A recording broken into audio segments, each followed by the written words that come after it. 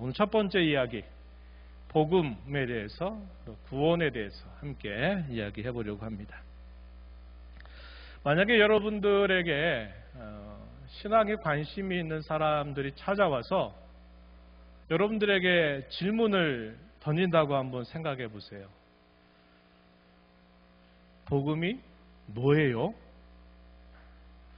구원받는다는 게 과연 뭐예요? 이렇게 물을 때 여러분들은 알고 있어요. 그러나 이런 내용들에 관하여 어떻게 이런 내용들을 소개할까 할 때는 좀 막연할 겁니다. 이 얘기를 먼저 해야 되는지 저 얘기를 먼저 해야 되는지 알긴 하는데 막상 입이 떨어지지 않는 경우들이 많을 거예요. 그래서 오늘은 여러분들이 알고 있는 내용들이지만 복음이라 말할 때 최소한 이런 정도의 좀 내용들을 좀 잘 여러분들이 숙지하고 계시면 좋겠다. 구원이라고 하는 게 뭐냐라고 물을 때 여러분들이 구원은 이러이러한 것입니다 라고 조리 있게 또 질서 있게 잘 설명해 줄 필요가 있어요. 그래서 우리가 그런 내용들을 좀 다뤄보게 될 겁니다. 되게 신앙생활을 하다 보면 우리 교회는 성경 공부 프로그램이 따로 있지 않아요. 그래서 되게 기회가 많지 않은데 되게 이제 다른 교회들 같은 경우에는 성경 공부 기초반, 또 성경 공부 기본반, 성경 공부 또 성장반 이런 방식으로 해가지고 꼭 좀 다루어야 될 중요한 내용들을 이렇게 다루게 될 기회가 있어요. 하지만 그런 기회를 갖지 않게 되면 신앙생활 오래 해도 어떤 주제에 관하여 이렇게 설명해야 되겠다 할 때 어려움을 느끼게 되는 겁니다. 그래서 오늘은 여러분들이 알고 있는 내용들이지만 주제를 따라서 이러이러한 정도의 내용들은 내가 잘 알고 믿고 그것을 또 잘 설명할 수 있도록 우리가 잘 준비하는 것이 필요하겠다는 겁니다. 그래서 그런 내용들을 몇 차례에 걸쳐서 함께 살펴보려고 해요. 그래서 질문의 내용들은 그렇게 어렵지 않습니다. 하지만 여러분들이 이제 답변을 한번 좀 이야기도 해보고 써가시면서 한번 이렇게 내용들을 정리하는 게 필요하겠다 정리를 하시면 좋겠습니다. 첫 번째, 복음이란 무엇인가요? 복음이란 복된 소식이죠. 복된 소식. 근본적으로는 복음은 우리가 죄와 무엇으로부터 어떻게 구출되는지를 알려주는 소식, 이것을 우리가 복음이다 말할 수 있겠습니다. 어떤 말이 들어가면 좋을까요? 네? 죄와 사망, 그 말 틀린 말은 아니죠. 네. 죄와 타락으로부터 우리를 어떻게 구출되는지를 알려주는 소식, 이것이 복음이다. 이렇게 여러분들이 정리하시면 좋겠어요. 사망이라고 하는 것은 이제 타락의 결과로 주어진 타락이라고 하는 넓은 내용 안에 분명히 포함되어 있는 내용이 사망이죠. 그래서 죄와 타락이라고 하는 게 여러 가지를 포함하고 있는 내용들입니다. 그래서 복음이란 죄와 타락으로부터 어떻게 구출되는지를 알려주는 소식, 기쁜 소식이다. 이렇게 여러분들이 정리하시면 좋겠습니다. 자, 두 번째로 한번 가볼게요. 복음은 우리의 삶 아무개를, 우리의 삶 전체를 바꾸는 어떤 사건에 대한 소식입니다. 어떤 사건, 이게 포인트입니다. 그렇죠? 그 사건은 우리의 삶의 한 부분을 바꾸는 사건이 아니라 우리의 삶 전체를 바꾸는 사건입니다. 여러분들이 살아가시면서 어떤 특별한 사건을 경험할 때가 있어요. 그죠? 큰 고통, 마음의 고통으로부터 벗어나게 되면서 깨닫는 것, 어떤 질고로부터 벗어나면서 회복되면서 깨닫게 되는 것, 어떤 위험한 사고로부터 건짐을 받아서 깨닫게 되면서 내 삶의 어떤 부분들이 변화를 가져오게 되는 계기가 있을 겁니다. 어떤 사람은 다른 나라에 찾아가서 그 나라의 여러 살아가는 사람들의 모습을 간접적으로 보고 느끼면서 자신의 삶에 좋은 어떤 변화의 계기를 마련할 수도 있어요. 그러나 복음이라고 하는 것은 우리의 삶의 어떤 한 부분이 아니라 우리의 삶 전체를 통째로 바꾸는 어떤 사건에 대한 소식이다 하는 사실입니다. 세 번째는 이어서 한번 보세요. 그 사건은 우리가 행하는 것이 아니라 무엇을 위해서 행해진 것입니다. 어떤 말이 들어가면 좋을까요? 맞아요. 우리를 위해서. 그 사건은 우리가 무엇인가 애쓰고 노력해서 우리가 얻을 수 있고 만들어낼 수 있는 그 어떤 사건이 아니라 우리를 위해서 행해진 일이다. 행해진 것이다 하는 것입니다. 그것은 우리의 노력으로 행할 수 있거나 우리가 이룰 수 있는 사건이 아닌 것입니다. 오히려 그것은 하나님께서 우리를 위하여 행해 주신 사건이라는 것이죠. 그러면 네 번째로 넘어가면 그것은 하나님과 우리의 무엇에 대한 좋은 소식. 어떤 말이 들어가면 좋을 것 같아요? 하나님과 우리의 막 불러보세요. 뭐 틀려도 괜찮아요. 하나님과 우리의 무엇에 대한 좋은 소식 읽을까요? 네? 생애, 화목. 우리의 하나님과 우리의 화목에 대한 좋은 소식입니다. 우리가 태어나면서부터 죄인으로 태어나서 하나님과 우리 사이에는 막힌 죄담이라고 하는 게 있단 말이죠. 그래서 하나님과 원수된 자로 태어나서 원수된 자로 우리가 살아가게 되는 겁니다. 그런데 복음은 하나님과 우리의 화목에 대한 좋은 소식이라고 말한다는 것입니다. 복음은 그것의 결과와 혼동하지 말아야 합니다. 약간 설명이 필요한 말인데요. 복음은 그것의 결과와 혼동하지 말아야 한다. 이거는 약간 설명이 필요해요.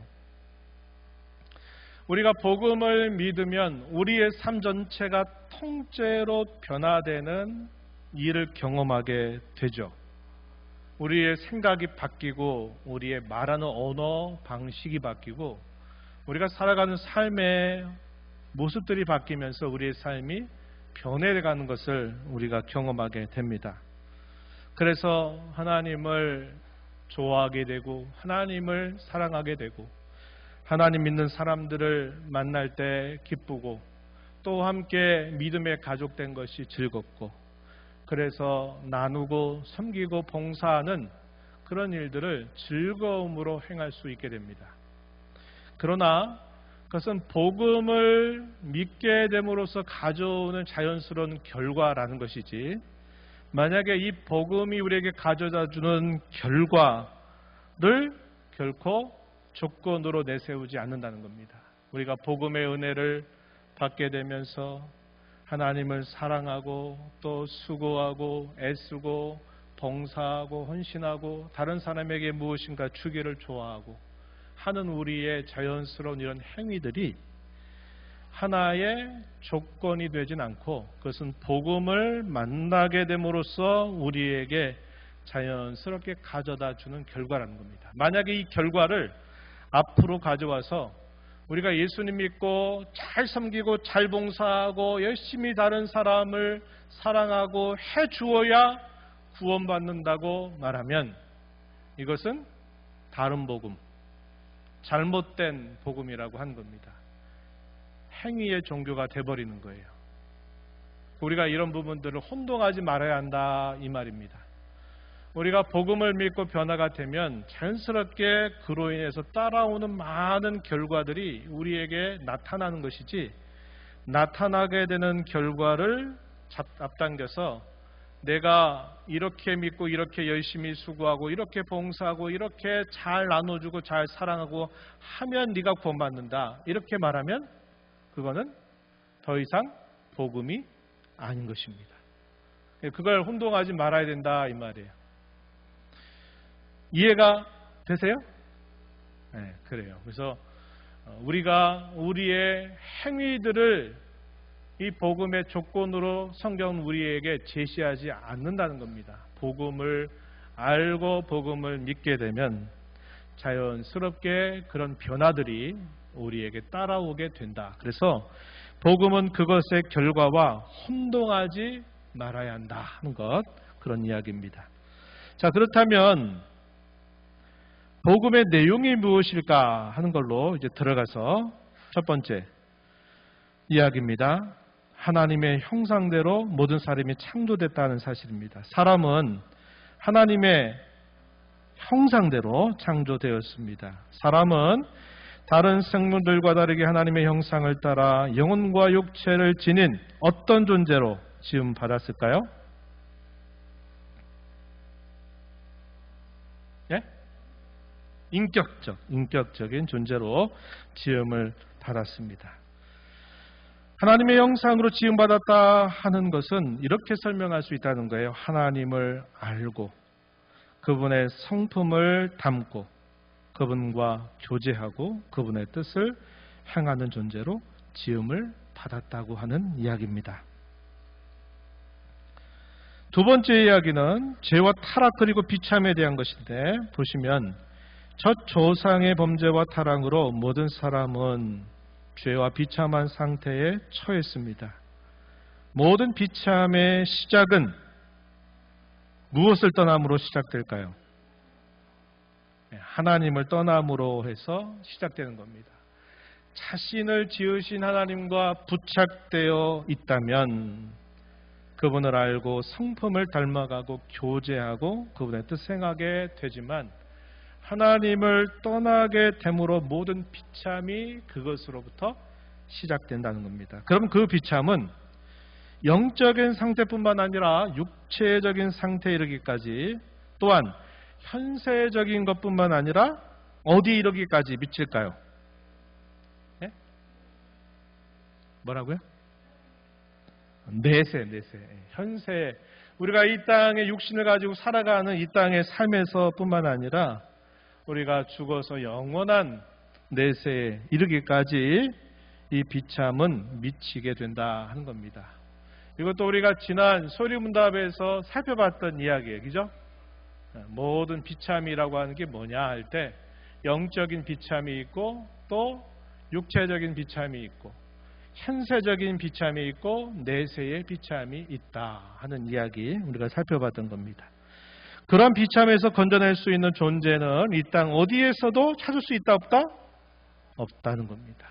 비참으로부터 건질 자는 아무도 없어요.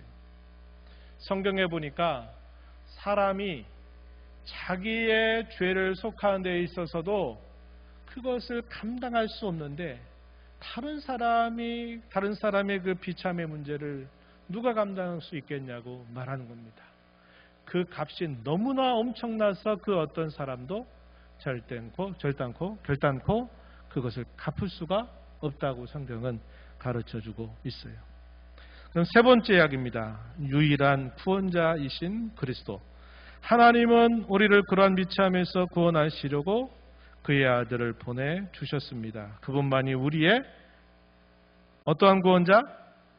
유일한 구원자가 되십니다. 유일한 구원자가 되신다 하는 겁니다. 아래 사도행전 4장 12절 말씀 한번 우리 읽어보겠습니다. 다른 이로서는 구원을 받을 수 없나니 저나 사람 중에 구원을 받을 만한 다른 이름을 우리에게 주신 일이 없습니다. 누구 외에는 없다고요? 예수님, 그분 외에는 우리를 구원할 자가 이 세상 그 어느 곳에도 없다 하는 사실입니다. 우리가 잘 아는 요한복음 3장 16절에서도 하나님이 세상을 이처럼 사랑하셔서 독생자를 주셨다. 그 목적은 그를 믿는 자마다 멸망하지 않고 영생을 얻게 하시려고 그렇게 해주셨다. 이렇게 가르쳐 줍니다. 요한복음 14장 6절 말씀 중요한 구절이죠. 우리 함께 읽어보겠습니다. 예수께서 이르시되 내가 곧 길이요 진리요 생명이니 나로 말미암지 않고는 아버지께로 올 자가 없느니라. 길, 진리, 생명이라고 하는 말에는 유일한 길, 유일한 진리, 유일한 생명이다라는 의미를 담고 있습니다. 그래서 그런 의미를 여러분들이 이해해서 세상에 수많은 길이 있어도 오직 우리가 아버지께로 나아가려고 하면 그리스도라고 하는 길 외에는 다른 길이 없다. 그리스도라고 하는 진리 외에 다른 진리가 없고 그리스도라고 하는 생명 외에 다른 생명이 있을 수 없다. 이렇게 우리에게 가르쳐주고 있습니다. 그분이 우리를 구원하시기 위해서 행하신 것은 우리의 모든 죄값을 갚아주시고 그분의 의로움을 우리에게 덧입혀 주신 것입니다. 우리가 칭의에 대해서 함께 배운 적이 있었죠? 하나님께서 그리스도로 말미암아 우리가 받아야 될 모든 죄의 형벌들, 죄값을 그분이 대신 받아주시고 그분이 이루신 그분의 의로움을 우리에게 덧입혀 주셔서 우리를 의롭다고 해주신다 하는 내용들을 우리가 앞에서 살핀 바 있습니다.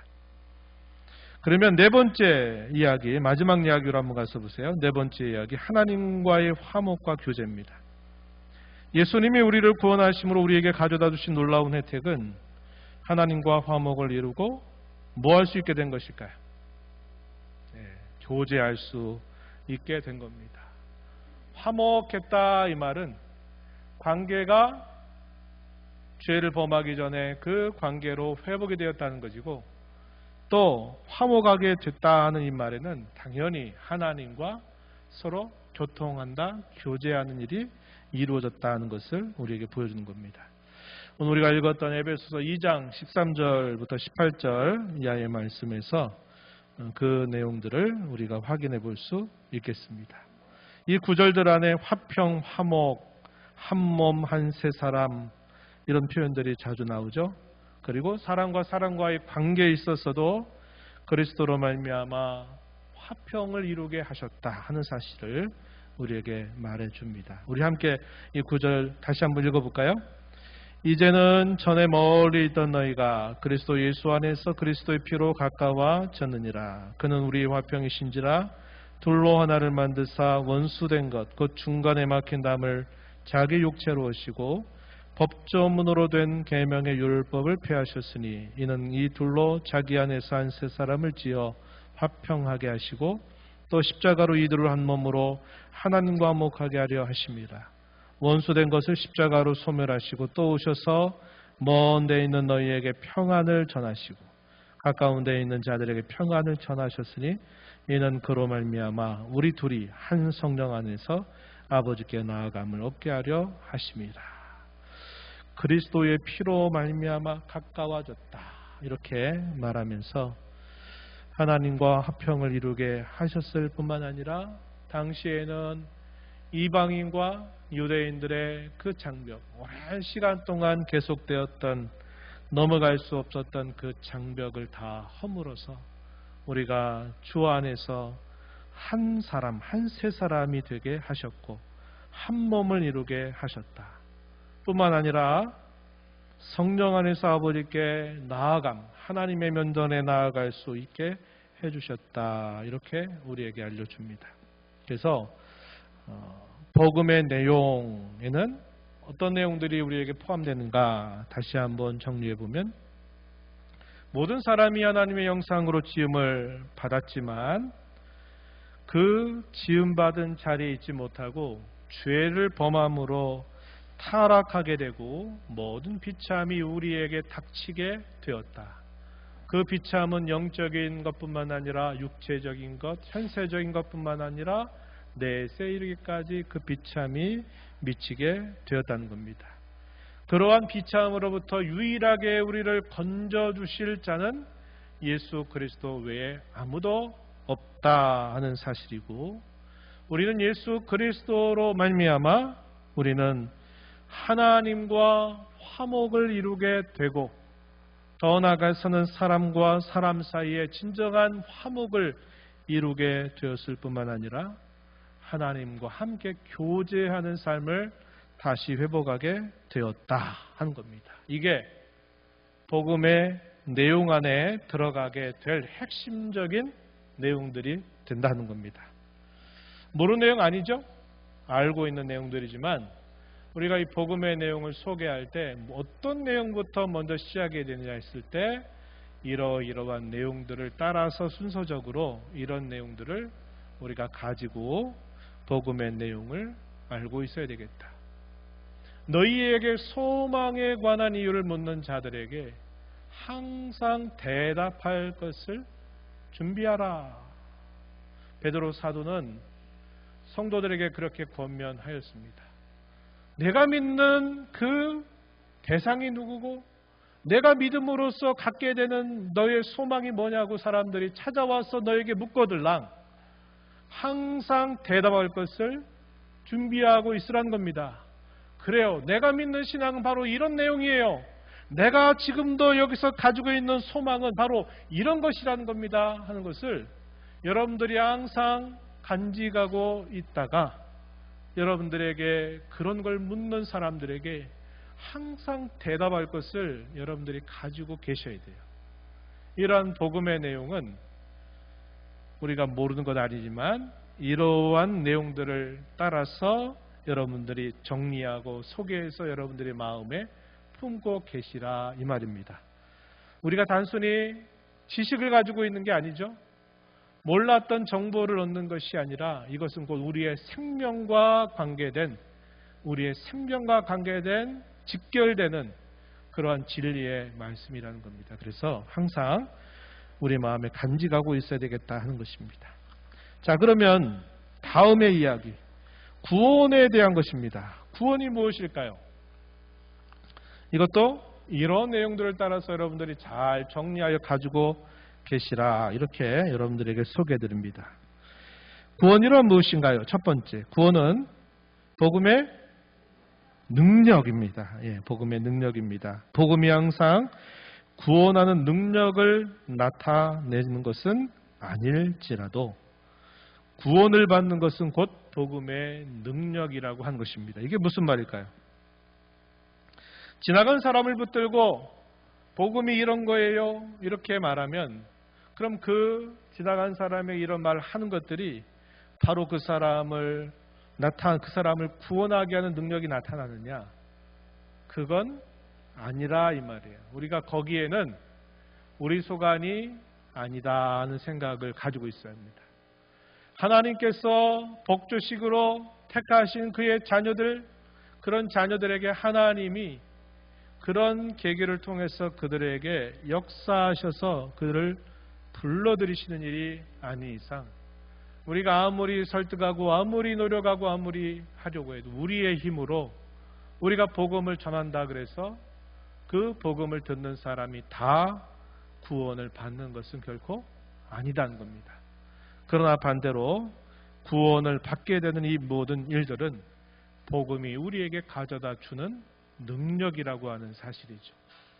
그래서 이 복음을 통해서 하나님은 우리를 구원하시기를 기뻐하셨다는 사실입니다.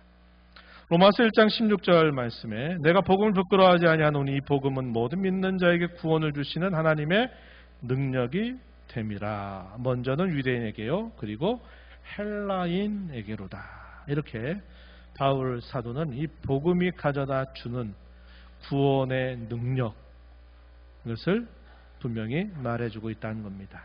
두 번째, 구원받기 위해서 우리는 뭘 믿어야 될까요?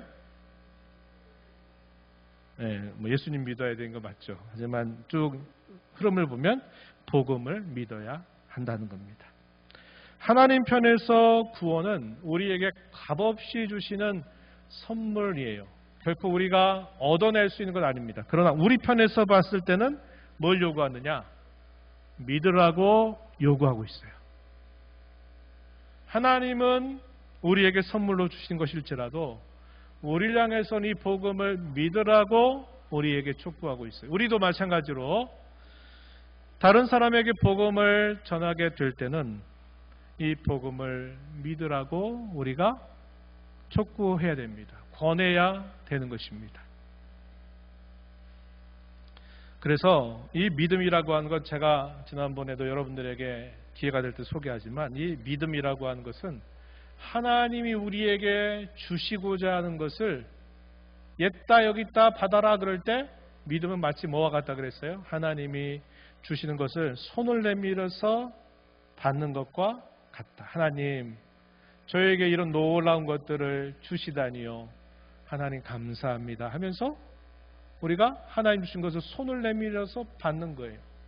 그 손을 내밀어 받는 행위가 뭐냐? 믿음이라고 하는 겁니다. 그러면 내가 손을 내밀었기 때문에 하나님이 이 놀라운 것을 주셨다고 말하면 그것은 틀린 말이죠. 하나님이 다 주시고자 하는 것을 자 받아라 했을 때 손을 내밀어 받는 것은 당연한 것입니다. 그것은 하나님이 주신 것이지 내가 손을 내밀었기 때문에 내가 그것을 다 받아낸 게 아니라는 거예요. 그래서 믿음도 선물이다. 믿음도 하나님께서 주시는 선물이다. 이렇게 우리가 알고 있는 것입니다. 자, 이렇게 구원을 우리가 받게 될 때 이 구원에는 아무렇게나 막 주는 게 아니라 거기에는 분명한 질서가 있어요. 구원을 주시는 질서가 있다. 이걸 다른 말로는 구원의 순서, 아주 쉬운 말로는 순서. 한자 말로는 뭐라고 불렀냐면 구원의 서정 이렇게 말했습니다. 구원의 서정. 쉬운 말로는 구원의 순서 혹은 구원의 질서. 우리 하나님은 질서의 하나님이시죠. 모든 걸 아무렇게나 결코 아무렇게나 막 주시거나 막 행하시는 분이 아니에요.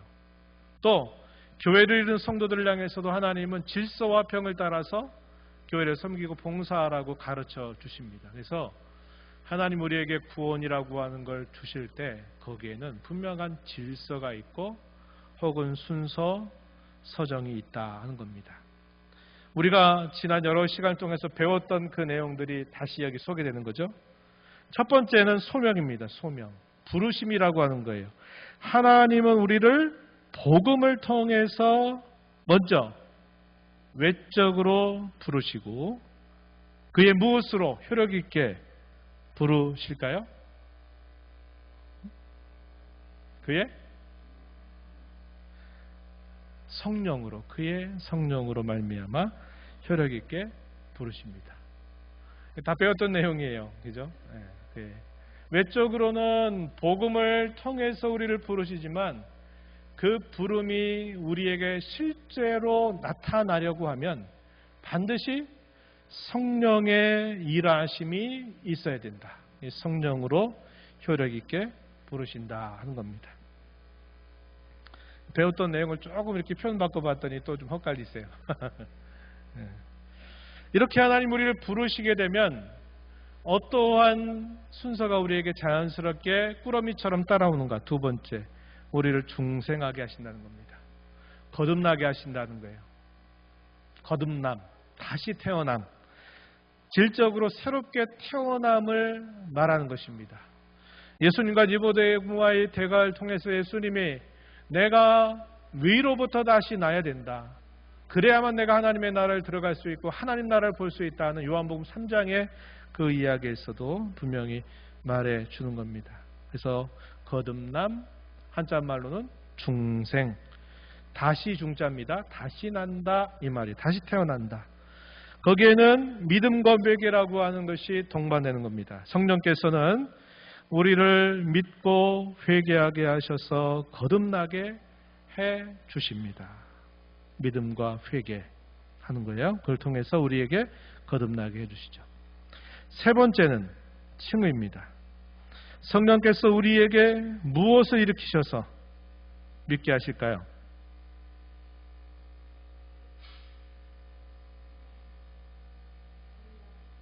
네? 믿음을 일으키셔서 믿게 하시죠. 믿음을 일으켜서 믿게 하시고 어떻게 하십니까? 의롭다고 하시는 거죠.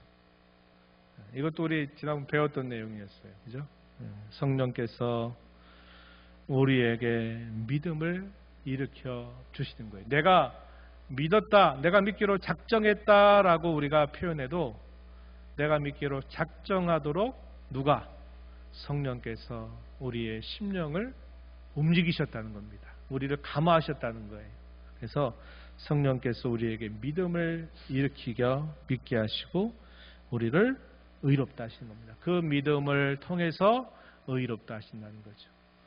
이신 칭의, 믿음으로 말미암아 의롭다함을 얻게 하시는 것입니다.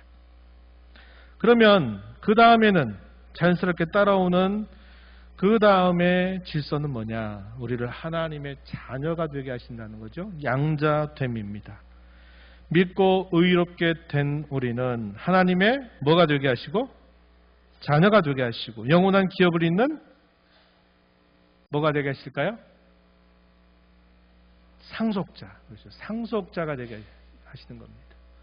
하나님의 나라라고 하는 그 기업을 상속받을 수 있는 특권을 갖게 해주셨다는 겁니다. 이것이 양자됨의 은혜라고 하는 것입니다. 여기까지 소명으로부터 중생, 칭의와 양자됨, 이것은 우리의 신분을 바꿔주시는 일들입니다. 옛날에는 태어나면서 죄된 신분으로 태어나서 그 신분 가지고 평생토록 살다가 그 죄의 짐을 지고 영원히 형벌을 받아야만 되는 그런 신분으로 우리가 살아왔지만 하나님으로부터 부름을 받아서 우리가 거듭나게 되면 우리를 의롭다 하시고 우리를 하나님의 자녀라고 하는 신분으로 우리의 신분을 확 바꿔 주셔서 그 영원한 하나님의 나라를 상속받게 하셨다는 겁니다. 그래서 양자됨까지의 내용은 우리의 신분의 변화를 소개해줘요. 그럼 마지막에 소개되고 있는 성화와 영화라고 하는 것은 우리의 상태의 변화를 가르쳐주는 겁니다. 신분의 변화는 우리 바깥에서 온전히 이루어진 일들이었어요. 그런데 이 성화와 영화는 우리 안에서 이제 하나님이 우리를 변하도록 우리를 이끌어 가시는 일입니다. 양자된 우리에게 하나님의 자녀답게 살도록 어떻게 하게 하실까요? 우리를 어떻게 하실까요? 의롭다는 얘기는 앞에서 다뤘고 거룩하게 하시죠. 거룩하게 하시는 걸 우리가 성화라고 부르잖아요. 거룩하게 하시고 마침내 우리를 어떻게 해요? 의롭게?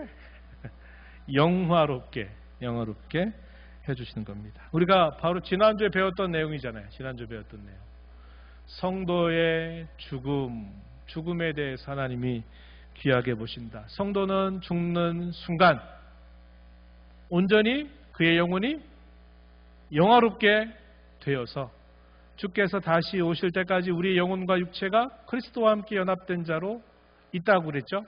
그래서 성도의 시신이 비록 흙으로 썩어 돌아가는 일이 있을지라도 그럼에도 불구하고 우리의 그 육체도 그리스도와 함께 신비로운 연합을 이루고 있다. 이것 꼭 기억해야 된다. 제가 힘주어 강조했던 내용이 바로 지난주에 살폈던 내용입니다. 그래서 성도는 죽음의 순간을 물론 슬픈 일이고 안타까운 일이긴 하지만 그러나 성경은 죽음의 그 순간이 곧 그가 영화롭게 되는 순간이다.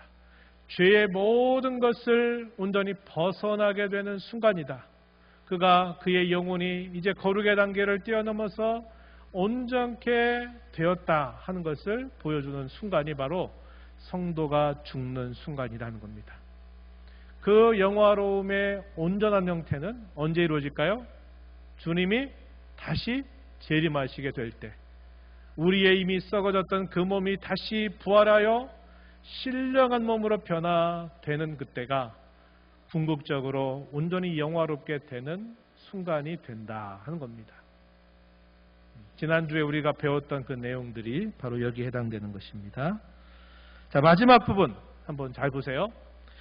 구원의 모든 서정은 성령으로 말미암은 그리스도의 신비로운 무엇으로? 그리스도와의 신비로운 어려운 문제죠. 중요해. 그러나 신비로운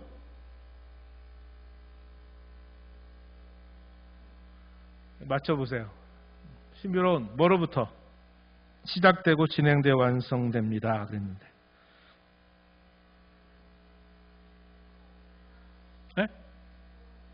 신비로운 연합.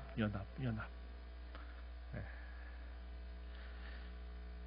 그래서 소명으로부터 우리가 영화에 이르게 되는 이 구원의 모든 질서 혹은 서정에 있어서 이 모든 것이 어떻게 시작되고 진행되고 완성되는가 할 때 성령 하나님께서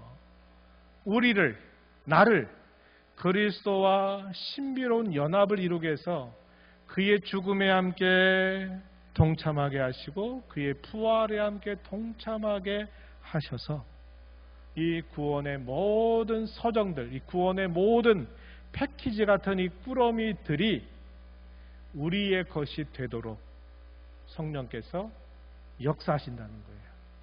자, 그렇다면 당연히 논리적으로 어떻게 되느냐? 그러므로 이 모든 것, 구원의 시작으로부터 진행과 완성에 이른 이 모든 것이 하나님의 은혜로 이루어지는 사역이다. 이렇게 말하는 겁니다. 우리의 노력과 힘으로 이루어진 결과가 아니라 하나님의 은혜로 우리에게 이루어진 일들이다 하는 것이죠. 또한 이것은 창세전에 그리스도 안에서 우리를 뭐 하실 때? 예정하실 때 이미 그 예정 안의 내용으로 포함되어 있는 것이라는 겁니다. 이게 무슨 말이냐면 이런 이야기예요. 예를 들어 내가 살고자 하는 집을 새롭게 지으려고 해요. 그럴 때 가장 먼저 하는 일들이 뭘까요? 이러이러한 집을 짓고 싶다.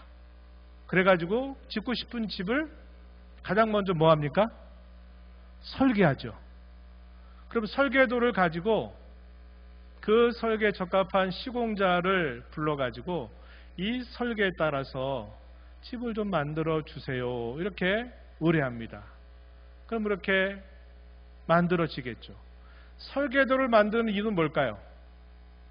그 설계도에 따라서 내가 살고자 하는 집을 완성하겠다. 그래서 내가 그 집에서 살겠다고 하는 모든 생각이 다 포함되어 있는 거예요. 그런데 우리는 부족하고 때로 연약해서 처음에는 이러한 집을 짓기로 계획을 하고 설계를 했는데 상황을 보고 내가 가진 걸 보고 뭐 이런 거 다 따져봤더니 설계도가 좀 수정이 돼가지고 집이 만들어질 수도 있죠. 그러나 우리 하나님께서 세상을 창조하시기 전에 그리스도 안에서 우리의 모든 것들을 예정하셨다 하셨을 때 그의 예정 안에 그의 계획 안에는 우리의 구원을 시작하시는 일부터 우리의 구원을 진행하고 우리의 구원을 완성케 하시는 이 모든 과정들이 포함되어 있다 이 말입니다. 당연하죠? 그렇죠? 그래서 우리는 하나님께로부터 예정받게 되어서 그 구원받기로 작정된 그러한 자들에게는 하나님이 언제 어떤 시점에 어떠한 방식을 통해서 그를 부르고 그를 거듭나게 하고 그로 믿게 하고 그를 의롭다 하고 그를 거룩하게 해서 마침내 언제 그를 완성하실까에 대한 모든 것이 이 세상을 만드시기 전부터 하나님은 다 미리 정하셨다는 겁니다. 그래서 이러한 내용들을 우리가 살펴보게 되면 구원의 모든 시작과 진행과 모든 완성은 내가 하는 것처럼 보이지만 내가 하는 게 아니라 하나님의 은혜로 되는 일이라는 겁니다. 그러나 오해하지 말 것은 하나님의 은혜로 되는 거니까 나는 그럼 가만히 있느냐? 그렇지 않아요. 하나님은 우리 믿는 자의 심령 속에 끊임없이 우리의 양심의 문을 두드리시고 우리의 마음의 생각을 계속 주장하시고 우리가 죄 가운데 살 때 우리의 심령을 괴롭게 해서 죄 가운데 살지 못하고 빨리 죄로부터 벗어나게 하시고 우리에게 거룩하게 살고자 하는 열망과 열심 우리의 심령 속에 부어주셔서 우리가 또 계획하고 또 쓰러지고 또 넘어져 다시 일어나서 다시 힘을 내서 또 가는 길을 각오하는 일들을 끊임없이 하게 하시는 겁니다. 그래서 하나님의 은혜를 우리가 오해하면 나는 아무것도 안 해도 되는구나 라고 생각할 수 있을지 모르지만 그렇지 않아요. 하나님의 은혜는 우리의 모든 생각, 우리의 심령조차도 주장하셔서 우리로 하여금 계속 이 믿음의 길에 전진하도록 우리의 생각을 불어넣으시고 우리의 마음을 부추기시고 우리로 그렇게 할 수 있는 힘을 공급하셔서 그렇게 살아가도록 해주신다는 거예요. 그래서 이 모든 과정들이 다 하나님의 은혜로 된 것임을 깨닫게 하시는 겁니다. 바울 사도가 고린도서 15장 10절에서 그렇게 말하죠. 나 된 것은 오직 뭐로 된 것이라? 하나님의 은혜로 된 것이라. 이렇게 말했어요. 그가 지난 오랜 세월 동안 복음 전하고 죽음의 위협을 겪고 온갖 모든 일들을 겪고 참아내고 또 견디고 이겨내고 있었던 이 모든 일들, 그가 얼마나 어렵고 고된 삶을 살아왔는지 몰라요. 그러나 그의 고백은 나 된 것은 곧 하나님의 은혜로 된 것이다. 이렇게 고백한 겁니다. 그냥 말로 하는 립서비스가 아니라 하나님의 은혜로 그렇게 되었다는 것을 진심으로 고백하고 있는 것이죠. 그래서 우리는 하나님의 은혜를 받고 살아가는 사람이기 때문에 더 부지런한 마음으로 더 열심을 내고 넘어져도 다시 일어서고 다시 또 힘을 내서 이 믿음의 경주를 달려가고 은혜를 구하며 나아가야 된다 하는 것입니다. 기도하겠습니다. 하나님 아버지 감사합니다. 오늘 저희가 함께 주어진 시간을 통해서 복음이 무엇이고 구원이 무엇인지 함께 다시 한번 정리하는 시간을 가졌습니다. 저희가 이 복음을 알게 되므로 우리의 삶 전체가 변화되게 하셨으며 우리가 행할 수 있는 일이 아니라 하나님께서 우리를 위하여서 행해 주신 일의 결과로 그렇게 된 일임을 알고 저희가 구원을 받게 되는 그 시작점으로부터 구원이 계속 이루어져가는 과정, 구원이 완성되는 그 모든 일들이 하나님의 은혜로 성령 하나님의 놀라우신 역사로 이루어지는 일임을 저희가 다시 배웠습니다. 저희 마음에 이런 내용들을 잘 간직하여서 우리가 믿는 신앙에 대하여 우리가 가진 참 소망의 내용에 대하여 묻는 이들에게 항상 대답할 줄 아는, 그리고 그것을 진심으로 저희의 심령 속에 붙들고 살아가는 저희들 모두가 되게 해 주옵소서. 예수님의 이름으로 기도하옵나이다. 아멘.